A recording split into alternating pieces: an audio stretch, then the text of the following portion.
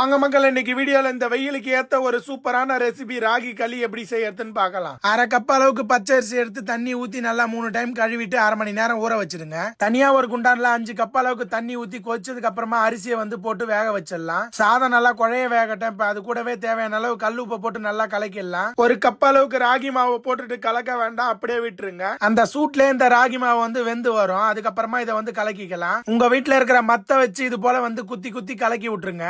களியை கிண்டும் போது நல்லா லோ ஃப்ளேம்ல வச்சு இது போல நல்லா கிண்டிட்டு வாங்க. இந்த ஸ்டேஜ்ல தண்ணி தேவைப்பட்டா தண்ணி ஊத்தி நல்லா கலக்கி மூடி போட்டுருங்க ஒரு 5 நிமிஷத்துக்கு. அடுப்புல இருந்து கீழே இறக்கி வச்சு நல்லா இது போல கலந்து விடுங்க. இந்த களி கூட எதை வச்சு சாப்பிட்டா காம்பினேஷன் நல்லா இருக்கும் சொல்லிட்டு மறக்காம கமெண்ட் பண்ணிடுங்க. இப்ப களி ரெடி ஆயிடுச்சான்னு பாக்கிறதுக்கு தண்ணியில கையை நினைச்சிட்டு இது போல எடுத்து உருட்டி பாருங்க.